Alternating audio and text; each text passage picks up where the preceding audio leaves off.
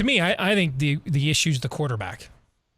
I think he started 3 games against Power 5 opponents. Doesn't really matter what numbers you put up against Northern Illinois, okay? He has started 3 games against Power 5 opponents, Mark. And those 3 opponents had a combined 3-6 record at the time. And all 3 wins were the wins that Rutgers came into last Saturday's game with. And they were all at home. I mean, you can't ask for a more favorable situational sample size, right?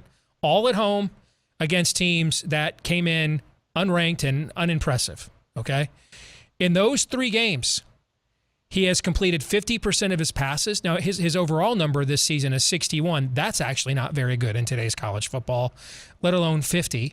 He has no touchdown passes, Mark, and he's averaged 99 yards passing per game. Those are his numbers in 3 games against Power 5 opponents, all at home. His QBR in those games is 37.9. To put that in perspective, I went back and looked at Nick Sheridan, who is considered the worst quarterback in modern Michigan football history, the walk-on who got essentially buffaloed. He's now the OC at Indiana. He's probably going to be a head coach someday, but he's the walk-on that got buffaloed into being Rich Rod's first sacrificial lamb his first year, okay? His first 3 games against Power 5 opponents, and I'm counting the opener against Utah, even though they weren't a Power 5 team at the time. His first 3 games against Power 5 opponents, his QBR was 10 points higher, was 47.9. All right? Yeah, I saw you blink. Yeah, those numbers are something, okay? And to me, I think what's happened here, this is the same game that we played against Washington. It's just Washington, for whatever reason, didn't put 14 guys at the line of scrimmage. They stayed in their traditional defense. They didn't make those adjustments, so we could keep running it. What happened here is that they don't trust their quarterback. And they tried to even put it in his hands in that second half after Rutgers scored their touchdown, and they passed 3 times in a row on the next possession, and all 3 passes were off. They were all bad. And they just don't trust him. And so the offense goes into a shell. What I think is going to happen here is he's got these 2 road games against Wisconsin and Nebraska. If they don't win them both, because he just managed the game and didn't turn it over, or he doesn't show something, I think during the bye they will make the switch to JJ McCarthy with 2 full weeks to prepare and Northwestern on deck. Because here's what this season is about. Harbaugh is very calculating.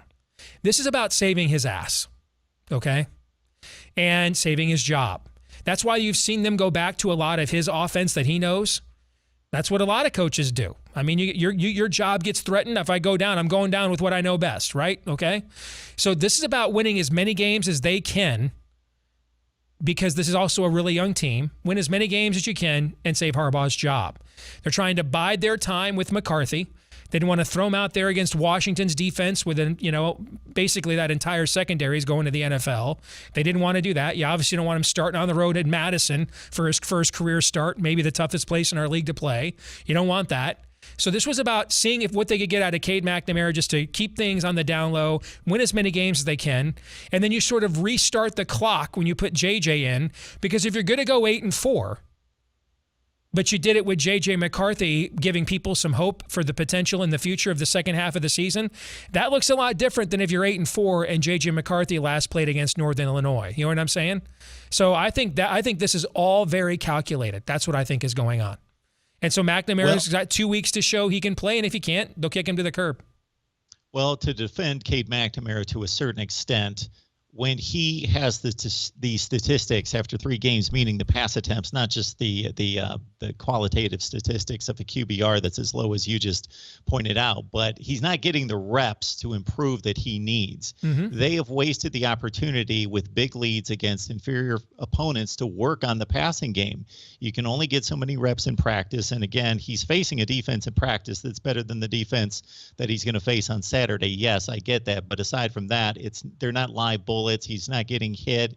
They had opportunities in the fourth quarter of those games to work on the passing game, and he was still getting 9 and 10 and 11 pass attempts. Now, to your point, certainly our indication of JJ McCarthy being set up as the starter has been he's almost received as many pass attempts in the limited time that he's played in the first 3 games of the season, at least, as Cade McNamara, with getting 6 and 8 and 10 pass attempts in those games. So it certainly looks as though they had a plan, or Jim Harbaugh had a plan.